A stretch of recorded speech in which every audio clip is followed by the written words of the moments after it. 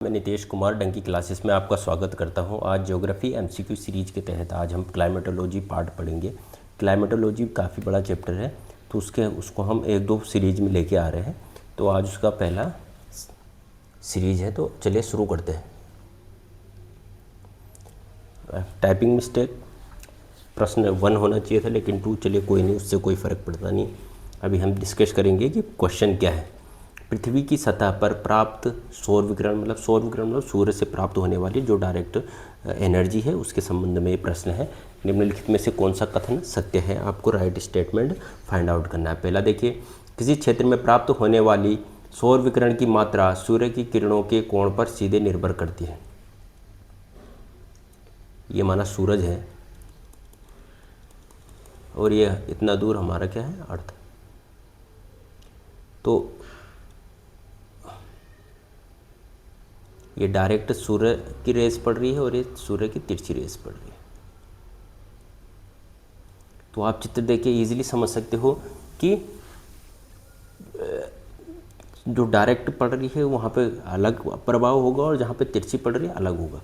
तो सूर्य किसी क्षेत्र को प्राप्त होने वाली सौर विकिरण की मात्रा सूर्य की किरणों के कोण पर सीधे सीधे निर्भर करता है। बिल्कुल सही करता है, बिल्कुल निर्भर करता है। जो डायरेक्ट होगा वहाँ पे डायरेक्ट सनरेज पड़ेगी, जहाँ टेम्परेचर ज़्यादा हो जाएगा उससे, और तिरछी वाले पे थोड़ा सा लो इंटेंसिटी का टेम्परेचर पड़ेगा। तो पहला स्टेटमेंट क्या है, राइट है। आगे देखते हैं हम दूसरा स्टेटमेंट में कह रहा है सूर्य की सीधी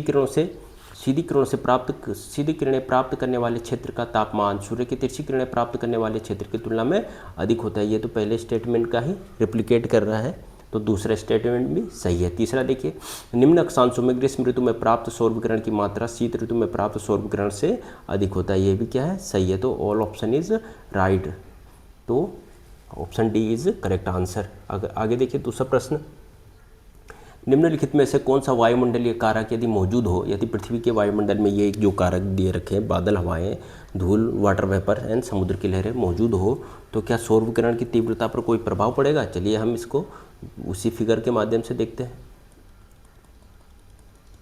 ये सूर्य हो गया, ये हमारा अर्थ हो गया, ठीक है।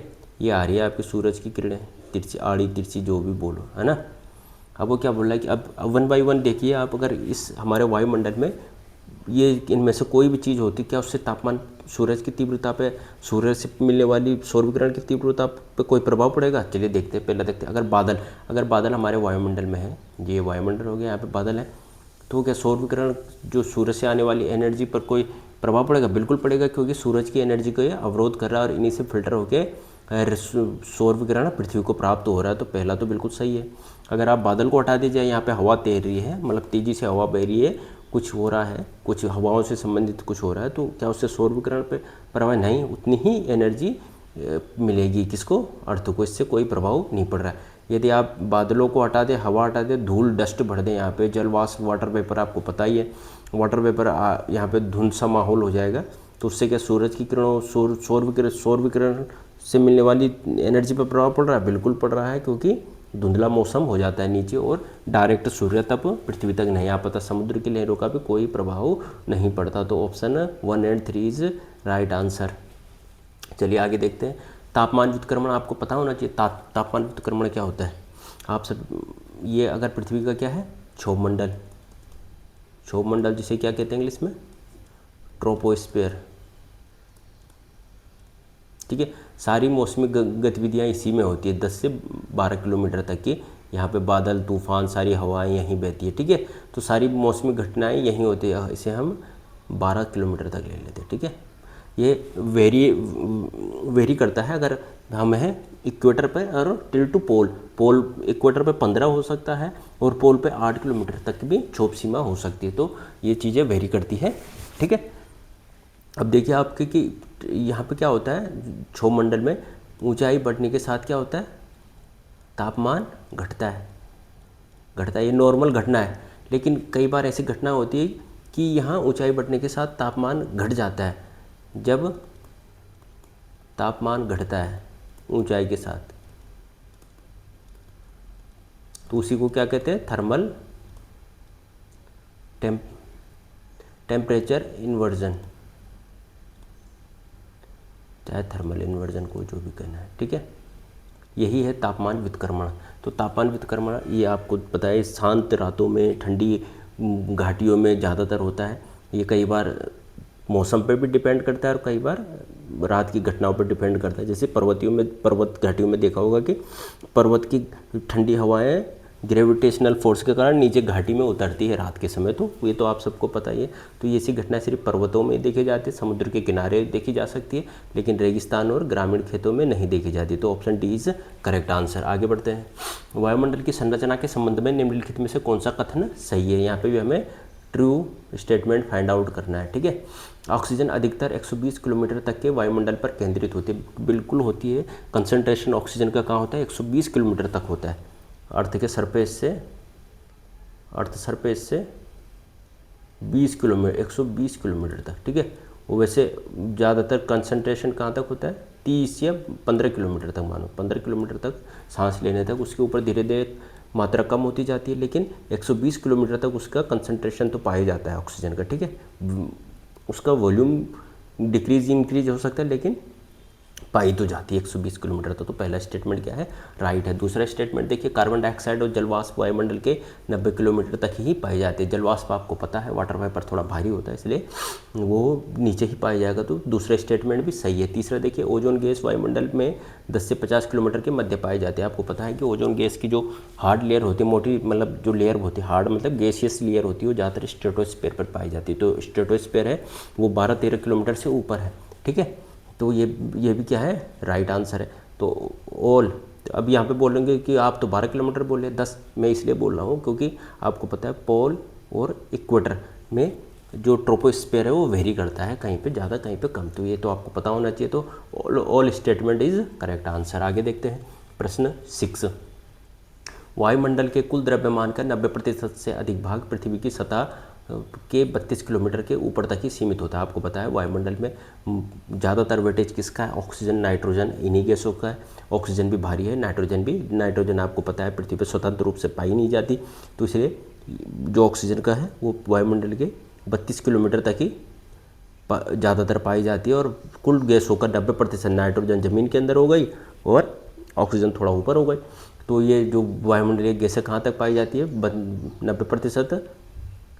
90% जो इसका द्रव्यमान है कहाँ तक पाया जाता है? 32 किलोमीटर तक। बिल्कुल सही है, पहला स्टेटमेंट तो सही है। दूसरा देखिए, नाइट्रोजन ऑर्गन मुख्य रूप से ग्रीन हाउस प्रभाव पैदा करने के लिए जिम्मेदार है। ये बिल्कुल गलत है भाई। आपको पता होना चाहिए कि ग्रीन हाउस गैसेस कौन कौन सी है। आपको पता है ग्रीन हाउस गैसेस वो होती है जो कि पृथ्वी के वातावरण को गर्म करती है, और ये पृथ्वी के नकारात्मक भी प्रभाव डालती है, ठीक है। जैसे कार्बन डाइऑक्साइड भी आपके ग्रीन हाउस गैसेस है। अगर कार्बन डाइऑक्साइड अगर अधिक मात्रा में हो जाएंगी तो ग्लेशियर हमारे पिघलते जाएंगे। चलिए देखते हैं कि कौन कौन सी गैसेस ग्रीन हाउस गैसेस है। कई बार पूछा जाता है परीक्षा में, ग्रीन हाउस गैसेस, ठीक है। नंबर 1 आपको पता है कार्बन डाइऑक्साइड, CO2।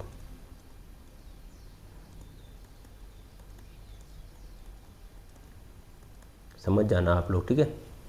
नंबर 2 पे आता है मीथेन। मीथेन भी क्या है? ग्रीन हाउस गैस है। मीथेन का फार्मूला पता है आपको? CH4। तीसरा देखिए नाइट्रस ऑक्साइड।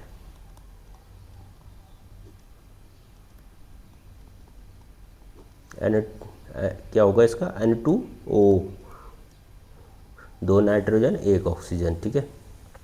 वाटर वेपर, जलवाष्प, इसका तो आपको सभी को पता होगा, H2O, ठीक है। आगे देखिए आप ओजोन। अब आप बोलेंगे कि ओजोन तो हम वहाँ कंसीडर कर रहे हैं कि सूरज की अल्ट्रावायलेट किरणों को, लेकिन जब ओजोन क्या होता है कई बार लोअर वायुमंडल में आ जाए, मतलब निचली वायुमंडल में आ जाती है, जो कि एक ग्रीन हाउस इफेक्ट पैदा करती है, इसलिए इसे ग्रीन हाउस गैस भी कहते हैं, ठीक है। उसके बाद आपका आ गया क्लोरोफ्लोरोकार्बन। ये सबको पता होगा, बाकी गैसों का पता ना हो, लेकिन ये सबको पता है क्लोरोफ्लोरोकार्बन, CFCS। ये कई बार ना परीक्षाओं में आता है कि ये कौन सी गैस ग्रीन हाउस है कौन सी नहीं है, ठीक है। तो आपको याद रखना, आपको पता होना चाहिए CO2 कहाँ से, ज़्यादातर CO2 कारखानों से, तेल खदान जहाँ से तेल करने से वो हो जाएगा रिफाइनरी, वहाँ से निकल रहा है। मीथेन डोमेस्टिकली भी निकल रहा है। देखिए आप धान के खेतों में धान के खेतों से मीथेन गैस निकलती है, और जहाँ तक ये वेटलैंड एरिया जहाँ पे दलदली भूमि है वहाँ से क्या मीथेन गैस निकलती है और आपके डोमेस्टिक एनिमल भी मीथेन गैस रिलीज़ करते हैं। ठीक है, तो ये कई बार पूछा जाता है कि धान के खेत से कौन सी गैस निकलती है, तो मीथेन है। ठीक है, नाइट्रस ऑक्साइड, जलवाष्प, ये सारी क्या है जो पृथ्वी के वातावरण को गर्म करती है, इसलिए इन्हें ग्रीन हाउस गैसेस कहा जाता है। तो नाइट्रोजन और ऑर्गन दोनों क्या ग्रीन हाउस गैसेस नहीं है, इसलिए सेकंड स्टेटमेंट तो गलत हो गया। तीसरा देखिए, ओजोन गैस हानिकारक पराबैंगनी विकिरण के अवशोषण के लिए जिम्मेदार है।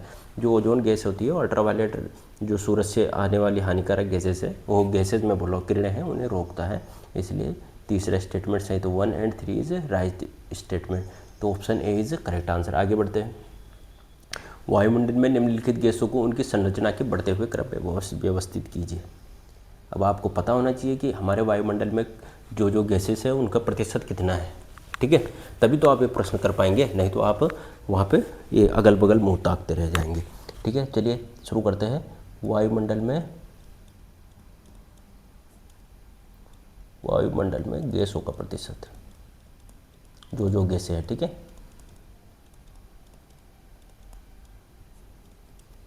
नंबर 1 नाइट्रोजन, आपको पता होना चाहिए सबसे ज़्यादा नाइट्रोजन है 78%। Number 2 oxygen 21%। ये दोनों मिलके आप देख लीजिए 99% है और बाकी गैसेस 1% है। ठीक है, नंबर 3 आपका आ गया ऑर्गन गैस, ये लगभग 0.93% है। नंबर 4 आ गया आपका कार्बन डाइऑक्साइड,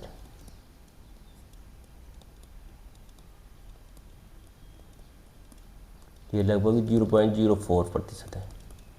उसके बाद आ गया आपका हीलियम,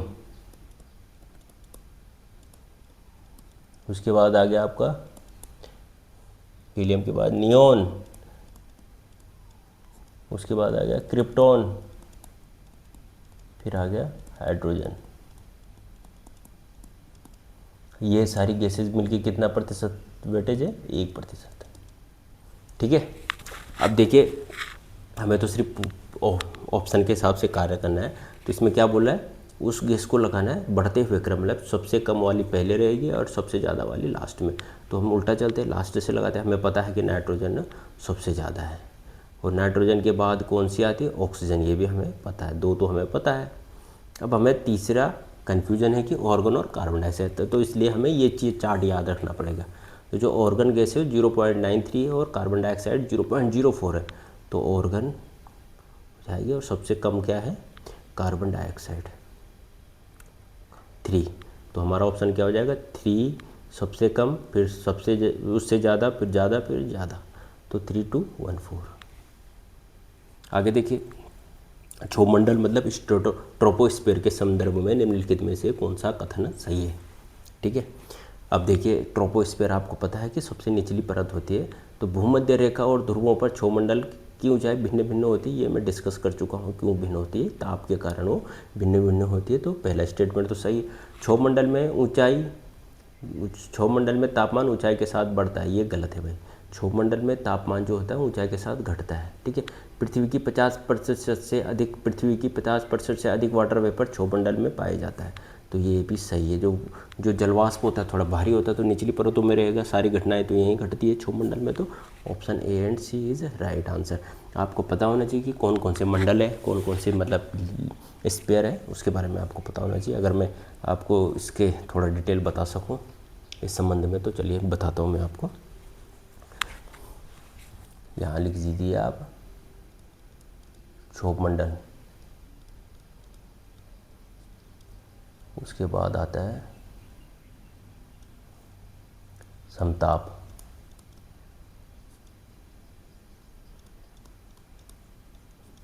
उसके बाद आता है मध्य,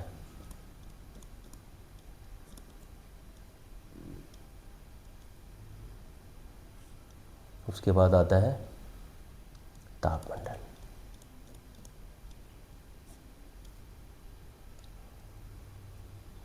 सबसे लास्ट में बाहिर मंडल।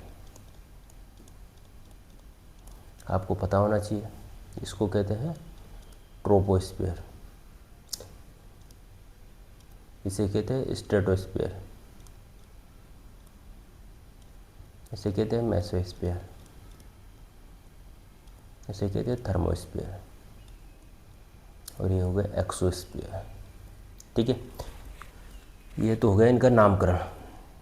अब देखते हैं कहाँ कहाँ पाया जाता है। ये पाया जाता है लगभग 12 किलोमीटर तक पृथ्वी की सतह से। पृथ्वी की सतह से 12 किलोमीटर तक क्या पाया जाता है? क्षोभ मंडल। ये पाया जाता है 12 से 50 किलोमीटर तक, इस चीज़ को याद। ये पाया जाता है 50 किलोमीटर से लगभग 80 से 90 किलोमीटर तक। ठीक है, ये पाया जाता है 80 से 400 किलोमीटर तक, और उसके बाद ये पाया जाता है आगे तक, है ना। ये तो इसके बेसिक हो गए। उसके बाद आते हैं तापमान पे। इसमें तापमान ऊंचाई के साथ घटता है, ऊंचाई के साथ तापमान घटता है, यहाँ बढ़ता है। इस चीज़ को याद है, यहाँ ऊंचाई के साथ है, इस चीज़ को इंक्लूड रखना। फिर यहाँ बढ़ता, इसको छोड़ दे, इसे हम कंसिडर नहीं कर रहे हैं। उसके बाद कुछ जो और चीज़ें भी हैं। उसके बाद आता है सारी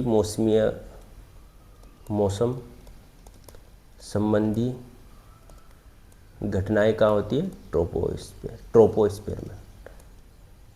तूफान, सभी घटनाएं, है ना, सब कहाँ होती है? ट्रोपोस्फीयर में। ठीक है, ये तो हो गया। ये बिल्कुल शांत रहता है, शांत रहता है। फाइटर जेट यहीं उड़ते हैं, फाइटर जेट यहीं उड़ते हैं। ठीक है, ओजोन लेयर यहीं है, इस चीज़ को याद रखना। ठीक है, उसके बाद आता है मध्यमंडल। यहाँ तापमान घटता है। सर्वाधिक कम तापमान कहाँ पाया जाता है? यहीं पाया जाता है सर्वाधिक कम तापमान।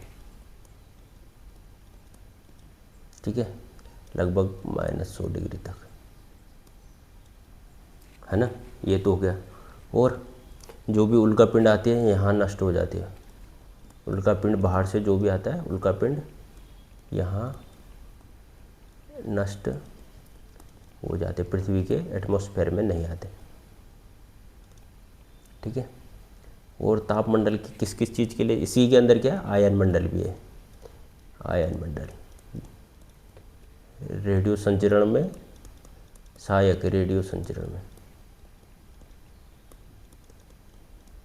इन चीज़ों को याद में रखना है आपको। और अंतरिक्ष स्टेशन जो बना हुआ है अंतर्राष्ट्रीय, वो भी इसी में, अंतरिक्ष स्टेशन इसी में, किसमें? तापमंडल में।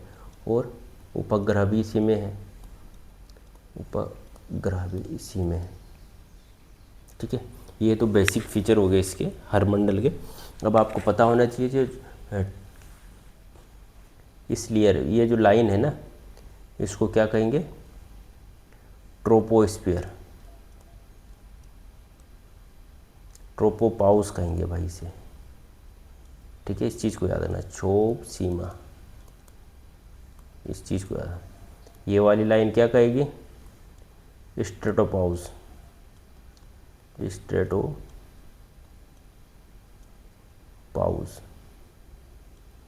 ये क्या है? समताप सीमा। वैसी मेसोपाउस। ठीक है, और ये थर्मोपाउस। इस चीज़ को याद रखना है, बार बार ये चीज़ें मैं दोहराऊंगा नहीं। ठीक है, ये हो जाएगी आपकी मेसोपाउस। मेनोपाउस मत समझ देने से, मेसोपाउस है। मध्य सीमा, मध्य सीमा हिंदी में मध्य, ये हो जाएगा आपका थर्मोपाउस। चलिए इनसे जुड़े हुए प्रश्नों को भी देख ही लेते हैं भाई क्या करके। अब एक स्टेटमेंट रहेगा, उसका कारण रहेगा, आपको विकल्पों के अनुसार काम करना है कि दोनों सत्य है, वो उसकी सही व्याख्या है इस संबंध में। ठीक है, तो अभिकथन क्या है? जो स्टेटमेंट है वो क्या है? अधिकांश वायुमंडलीय और मौसम संबंधी घटनाएं क्षोभ सीमा क्षोभ मंडल में ही घटित होती है। अभी मैं इस बारे में डिस्कस कर चुका हूँ कि अधिकांश के लगभग सारी मौसमी घटनाएं कहाँ होती है, क्षोभ मंडल में होती है। तो अभी स्टेटमेंट 1 तो क्या है, राइट है। अब हम देखते हैं कारण इसका। गैसीय वाटर वेपर और जलवाष्प वगैरह, जलवाष्प कहीं ना कहीं बारिश कराने के लिए भी जिम्मेदार होता है। सबसे ज़्यादा जलवाष्प आपको पता है इक्वेटर के पास बनता है, इसलिए वहाँ पे सबसे ज़्यादा बारिश भी होती है। तो इसकी उच्चतम सांद्रता कहाँ पाई जाती है, क्षोभ मंडल में। तो ये भी सही है, ए और आर दोनों सही है, आर ए की सही व्याख्या करता है। चलिए आगे देखते हैं प्रश्न नंबर 10। क्षोभ मंडल और समताप मंडल को क्षोभ सीमा द्वारा अलग किया जाता है। ये आपने देख चुका है कि जो ये किसके संबंध में पूछ रहा है, ट्रोपोपाउस क्या कर रहा है बस, ट्रोपोस्फीयर और स्ट्रेटोस्फीयर को दोनों को अलग कर रहा है। तो बिल्कुल अलग कर रहा है। तो पहला स्टेटमेंट क्या है, सही है। हमें तो क्या फाइंड आउट करना है, फॉल्स स्टेटमेंट। ये देखना बहुत ज़रूरी है पता कि आपको फॉल्स स्टेटमेंट फाउंड आउट करना है कि ट्रू स्टेटमेंट, ठीक है। उसके बाद दूसरा स्टेटमेंट देखिए, क्षोभ मंडल में वायु का तापमान ध्रुवों की तुलना में भूमध्य रेखा पर अधिक होता है। जो भूमध्य रेखा पर वायु का तापमान तो अधिक होगा क्योंकि डायरेक्ट हीट के कांटेक्ट में है। तो ये भी सही स्टेटमेंट है, ठीक है। क्षोभ सीमा समताप मंडल की सबसे ऊपरी परत है, ये गलत है क्योंकि सबसे ऊपरी परत इसकी क्या हो जाएगी, स्ट्रेटोपाउस, है ना, मतलब समताप सीमा। तो ये वाला स्टेटमेंट क्या है, गलत है। तो हमें क्या फाइंड आउट करना है कि कौन सा रॉन्ग स्टेटमेंट है। तो ओनली 3 इज हमारा क्या हो जाएगा, ऑप्शन ओनली 3। आगे देखिए, अब आगे आ गया आपका समताप मंडल मतलब स्ट्रेटोस्फीयर के संबंध में ये प्रश्न है, ठीक है। समताप मंडल में ऊंचाई बढ़ने के साथ तापमान में कमी आती है। देखिए पहला स्टेटमेंट ही क्या है, गलत है क्योंकि समताप मंडल में क्या है, ऊंचाई बढ़ने के साथ तापमान में बढ़ोतरी आएगी। क्या आएगी, बढ़ोतरी आएगी। हमें क्या फाइंड आउट करना है, कौन सा कथन है सत्य। समताप मंडल में ऊंचाई बढ़ने के साथ तापमान में कमी नहीं आती, बल्कि मतलब क्षोभ मंडल में आती है ऊंचाई बढ़ने के साथ तापमान में कमी। उसके दूसरी परत समताप मंडल हो गई, इसमें बढ़ोतरी होती है। उसके ऊपरी परत मतलब मध्य मंडल हो गया, उसमें घटोतरी होती है, फिर बढ़ोतरी, फिर ऐसे ऐसे करके चलता है, ठीक है। माइनस प्लस माइनस प्लस, ठीक है। समताप मंडल में वाटर वेपर और धूल की मात्रा लगभग नगण्य होती है क्योंकि यहाँ शांत वातावरण है, इसलिए यहाँ पे लगभग नगण्य होती है। बिल्कुल सही स्टेटमेंट है। तीसरा देखिए, समताप मंडल पृथ्वी और सूर्य की हानिकारक अल्ट्रावायलेट किरणों से बचाता है। बिल्कुल बचाता है। अब आप पूछ रहे होंगे कि समताप मंडल क्यों बचाता है, क्योंकि इसी में क्या है, आपकी ओजोन लेयर एग्जिस्ट करती है। किसमें, समताप मंडल में। तो ऑप्शन 2 और 3, ये 2 होगा भाई, है थोड़ा सा मिसप्रिंट है। तो ऑप्शन 2 और 3 इज राइट आंसर।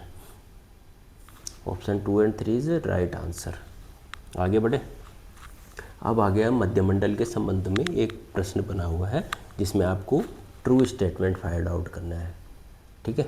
तो पहला देखिए, वायुमंडल में सबसे कम तापमान मेसोपाज में पाया जाता है। अब मेसोपाज में क्यों पाया जाता है सबसे कम तापमान, क्योंकि यहाँ पे ऊंचाई के साथ तापमान घट रहा है। तो सबसे ऊपरी परत क्या होगा इसकी, मेसोपाज होगा। किसकी, मध्यमंडल की। तो पहला स्टेटमेंट क्या है, सही है। दूसरा देखिए, मध्यमंडल में ऊंचाई बढ़ने के साथ तापमान बढ़ता है, ये तो गलत है भाई, यहाँ पे घटता है, ठीक है। उसके बाद देखिए, पृथ्वी की ओर आने वाले उल्कापिंड आमतौर पर मध्यमंडल में ही जल के क्या हो जाते हैं, खाक हो जाते हैं। तो तीसरा भी सही है। तो हमारा ऑप्शन क्या हो जाएगा, बी 1 और 3 स्टेटमेंट इज राइट आंसर, ठीक है। आपको पता होना चाहिए, जैसे मध्यमंडल से मेसोस्फीयर के संबंध में प्रश्न आ रहा है तो आपके दिमाग में खाका जाना चाहिए कि किस ऊंचाई पे मेसोस्फीयर पाया जाता है, वहाँ पे तापमान घटता है कि बढ़ता है, और वहाँ पे कौन कौन सी मुख्य घटनाएं घटित होती है। तो इस संबंध में आपको मैं चार्ट बना चुका हूँ, आप उसको ज़रूर एक बार नोट कर लीजिए या तो अपनी बुक में मार्क कर लीजिए। चलिए आगे बढ़ते हैं। तापमंडल, अब आ गए थर्मोस्फीयर के संबंध में प्रश्न। तापमंडल के संबंध में कौन सा कथन सही है, यहाँ पे भी हमें राइट स्टेटमेंट फाइंड आउट करना है। देखिए, थर्मोस्फीयर संभवतः बाहरी मंडल के साथ मर्ज हो जाता है, बिल्कुल गलत है। थर्मोस्फीयर के अंदर तो आयन मंडल हैं जो कि रेडियो संचरण के लिए फ़ायदेमंद मतलब ज़रूरी लेयर है, वो इसके अंदर आते हैं, लेकिन थर्मोस्फीयर बाहरी मंडल के साथ मर्ज हो जाती, ये गलत है। दूसरा स्टेटमेंट देखिए, थर्मोस्फीयर में रेडियो तरंगों को संचारित करने के वाले कण अवशोषित कण मौजूद होते हैं, इसीलिए उसे आयनोस्फीयर उसके अंदर कहा जाता है कि किसके अंदर है, थर्मोस्फीयर के अंदर। तो दूसरा स्टेटमेंट तो बिल्कुल सही है। तीसरा देखिए, इस परत में तापमान ऊंचाई बढ़ने के साथ बढ़ता है, तीसरा भी सही है। तो हमारा ऑप्शन क्या हो जाएगा, राइट ऑप्शन डी 2 और 3 बोथ आर करेक्ट। आगे देखिए, यहाँ पे दे रखा है कि वायुमंडलीय परत है और उसकी कौन सी विशेषता है। संभवतः अगर आपने उस चार्ट को ध्यान से देखा होगा तो आप इजीली इस प्रश्न को कर सकते हैं और प्रश्न आसान है। तो देखिए, पहले क्षोभमंडल पे जाते हैं। क्षोभमंडल में कौन सी घटनाएं घटती है, संवहनीय धाराएं बहती है जो कि बारिश करती है इक्वेटर के आसपास। तो ये हो गया। उसके बाद आते हैं समताप मंडल। समताप मंडल में आपको पता है कौन सी लेयर पाई जाती है, ओजोन परत, जो कि सूरज की अल्ट्रावायलेट रेस से हमें बचाती है। उसके बाद आ गए तीसरा मध्यमंडल। मध्यमंडल में मैंने कहा चुका हूँ कि मध्यमंडल ऊंचाई के साथ तापमान घटता है और सबसे कम तापमान यहीं पाया जाता है और यहाँ पे सारे उल्कापिंड नष्ट हो जाते हैं। तो ऑप्शन 3 मतलब इसका मिलान 3 से। उसके बाद आ गया थर्मोस्फीयर। थर्मोस्फीयर क्या है, जहाँ ऊंचाई के साथ तापमान बढ़ता है और यहाँ पे क्या है, तापमंडल में आयन मंडल भी मौजूद है जो कि रेडियो संचरण के लिए उपयोगी है। तो ऑप्शन क्या हो गया, ए बी सी डी है ना, ए का 2, बी का 1, सी का 4 और डी का 3। 2143 option A B is correct answer. आगे बढ़ते हैं 15वां प्रश्न पे। वायुमंडल में कौन सा विकल्प वायुमंडलीय दाब का सही ढंग से वायुमंडलीय दाब को होगा, यहाँ पे है को सही ढंग से परिभाषित करता है।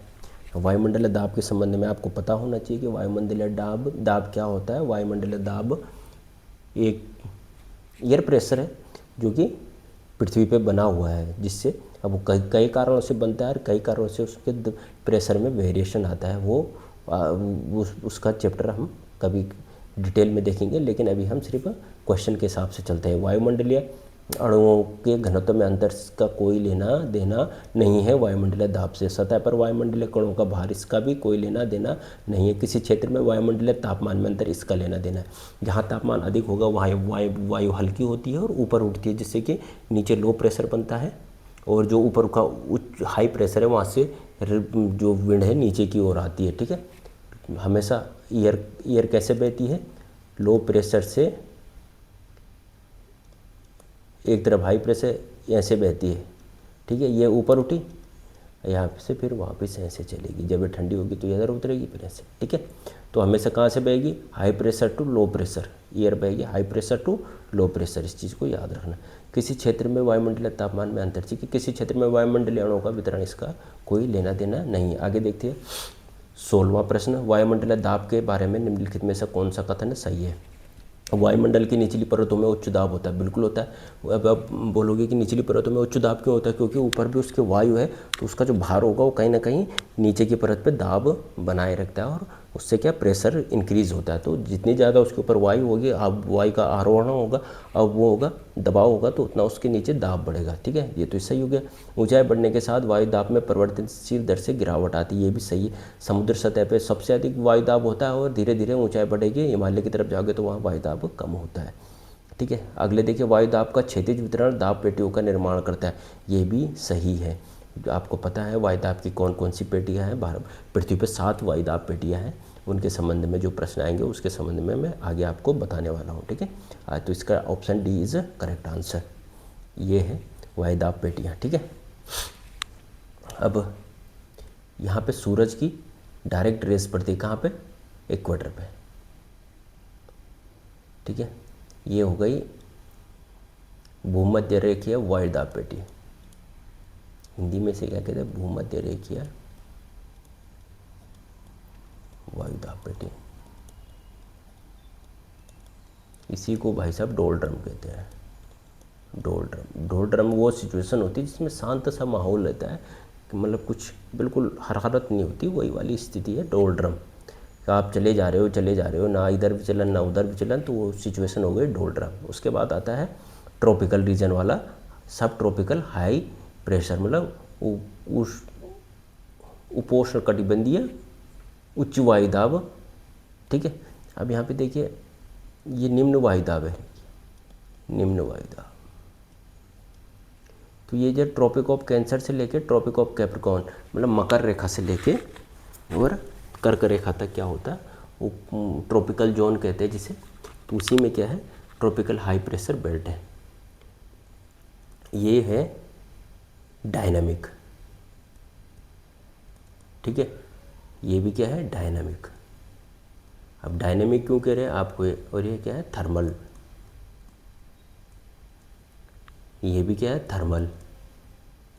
ये वापिस इधर डायनामिक, डायनामिक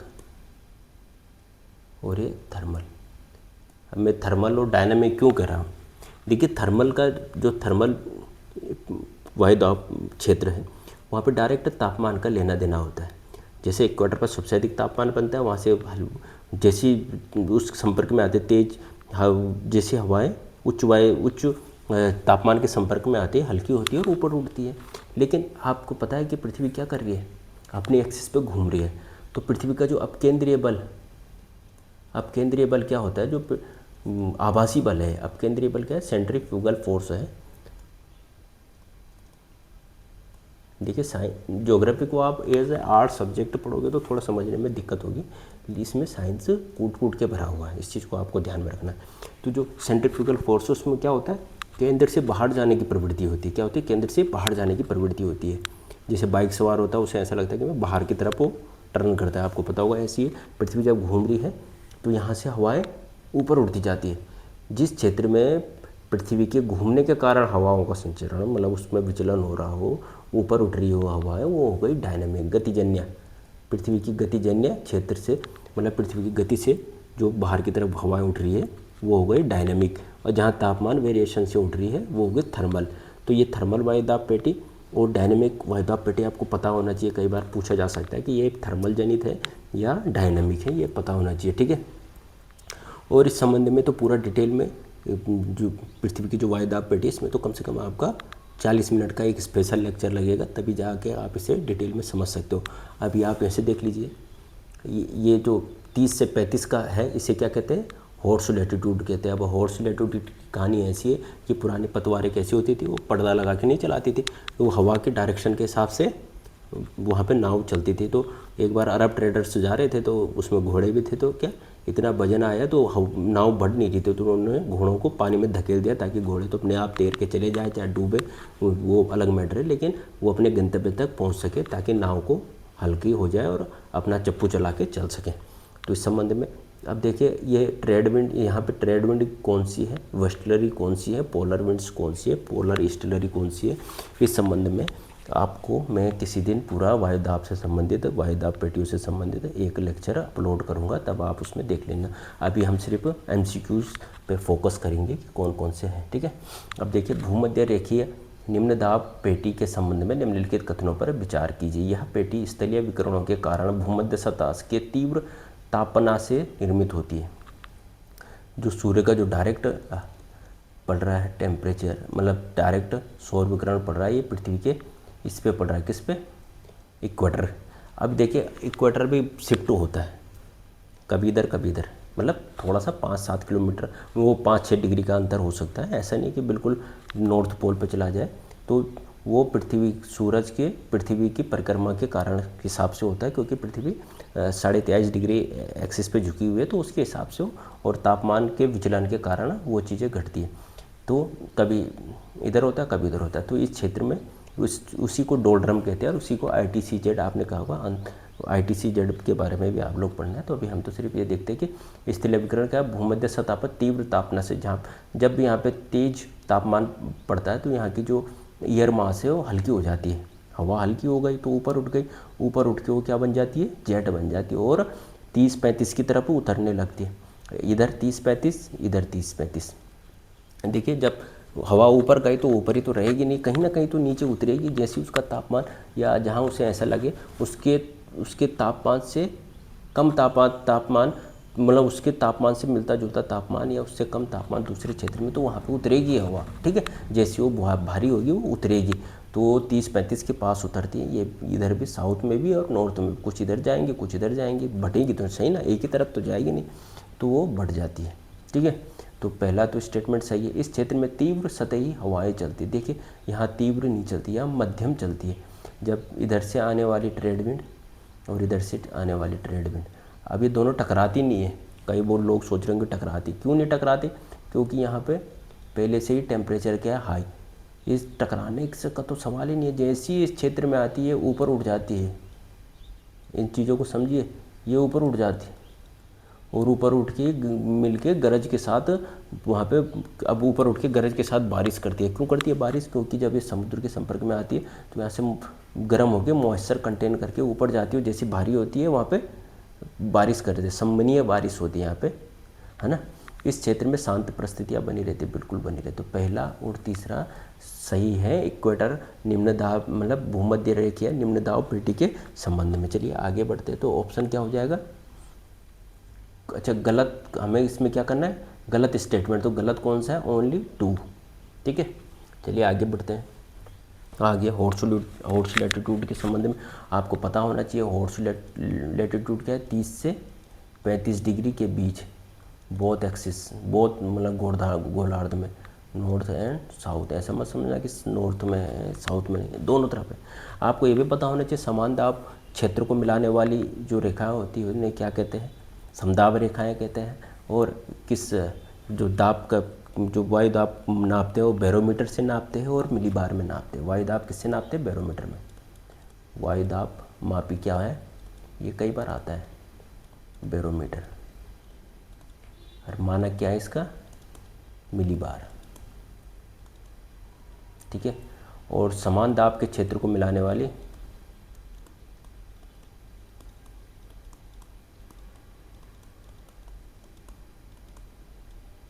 वो मिलाने वाली रेखाएं क्या कहती है? समदाब रेखाएं, आइसोबार के।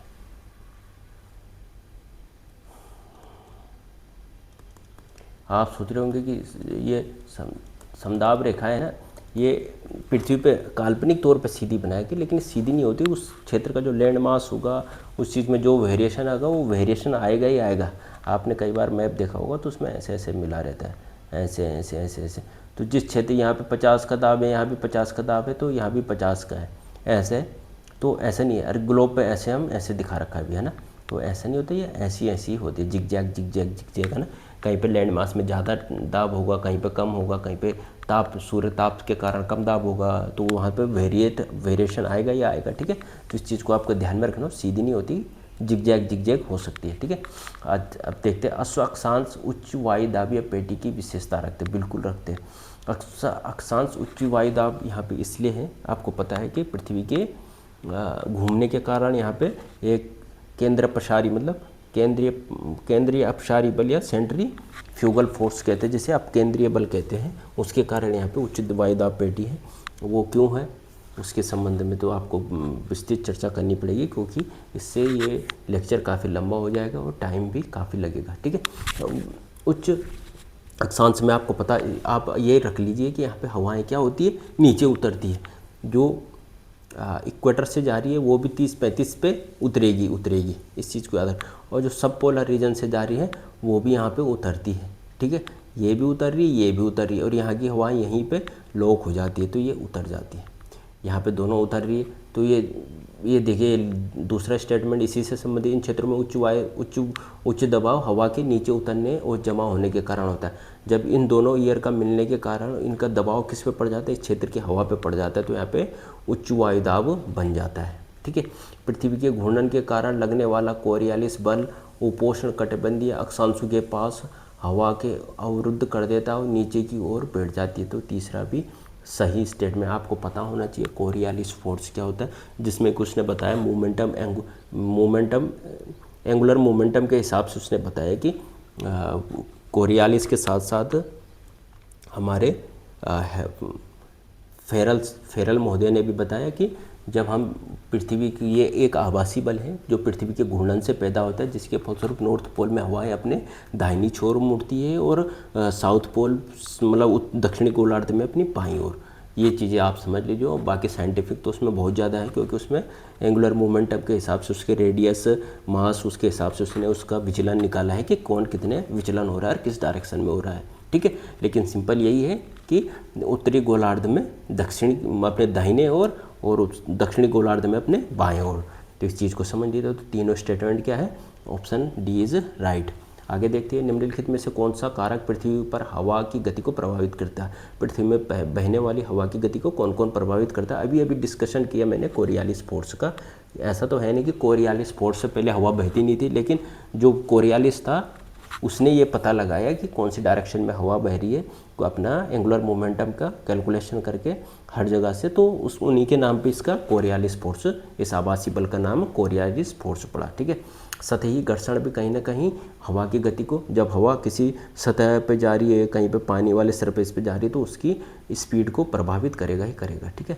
तो दूसरा विषय वायुमंडलीय दबाव तो करेगा ही, जहाँ पे दबाव, अभी मैंने कहा दबाव ज़्यादा कहाँ पे, उच्च वायु उपोष, वो क्या कहते हैं, सब ट्रॉपिकल रीजन में, क्योंकि वहाँ पे सब पोलर की विंड भी आके नीचे बैठ रही है और इक्वेटर से आके भी नीचे बैठ रही है, इसलिए यहाँ पे क्या बन रहा है, उच्च वायुदाब। तो वायुमंडलीय दबाव वहाँ पे प्रभावित होगा ही होगा। तो तीनों ही सही है, option D is correct answer. आगे देखिए 20वां प्रश्न, निम्नलिखित में से कौन सा कारक उपध्रुवीय निम्न दाब क्षेत्र के निर्माण में सबसे महत्वपूर्ण है। अब देखिए उपध्रुवीय क्षेत्र जो क्या है, यहाँ से हवाएं उठती है, कुछ तो चली गई यहाँ पोल की तरफ और कुछ चली गई 30-35 डिग्री की तरफ, मतलब उसकी तरफ। आपको पता है, आपको ये ना एक संचरण बनता है, सेल बनती है, आपको पता होगा। और यहाँ पे भी इक्वेटर है, अगर इक्वेटर से आ रही तो ये फेरल सेल होता है, ये हैडली सेल होता है और ये पोलर सेल होता है। आपको पता होना चाहिए, इनके संबंध में अलग से ही बता सकता हूँ, इसमें तो संभव नहीं है। तो आपको मैं अभी इसको प्रश्न के संबंध में बता रहा हूँ, उपध्रुवीय निम्न दाब क्षेत्र के संबंध में। तो यहाँ पे क्या, उपध्रुवीय क्षेत्र का ऊष्मीय शीतलन, ऊष्मीय शीतलन का यहाँ पे कोई लेना देना नहीं है, क्योंकि मैं पहले कह चुका हूँ, ये डायनामिक पृथ्वी की जो उसके अपकेंद्रित, पृथ्वी के घूमने से जो पैदा हो रहा है अपकेंद्रीय बल, उसके कारण यहाँ पे हवाएं उठ रही है। विपरीत हवाओं का अभिसरण, यहाँ पे विपरीत हवाओं का अभिसरण हो रहा है। ठीक है, ये फैल रही है, तो ये दूसरा तो सही है। गर्म वायु का सबडक्शन, यहाँ पे सबडक्शन नहीं हो रहा बल्कि फैल रही है, तो तीसरा भी गलत है, पहला भी गलत है। तो इसका सबसे क्या स्टेट कौन सा हो जाएगा, राइट आंसर आंसर बी। अभी देखिए आज हमने क्लाइमेटोलॉजी का पार्ट 1 पढ़ा, अगले दिन हम पार्ट 2 पढ़ेंगे, जिसमें हम विंड पढ़ेंगे, जेट पढ़ेंगे, पोलर विंड वगैरह, ईस्टर्ली वेस्टर्ली से रिलेटेड जितने भी प्रश्न होंगे मैं उनको इंक्लूड करूँगा, साथ में थोड़ा बहुत आपको समझा पाऊँ तो वो भी प्रयास करूँगा। लेकिन जब भी हम ज्योग्राफी के इम्पोर्टेंट टॉपिक पर लेक्चर लाएंगे, जिसमें हम आपको किसी दिन अर्थ के सारे वायुदाब पेटियों के संबंध में बताएंगे, फिर ऐसी कुछ इम्पोर्टेंट टॉपिक डिस्कस करेंगे, ताकि परीक्षा की दृष्टि से आपकी मदद हो सके। आज के लिए इतना बहुत है, नमस्कार।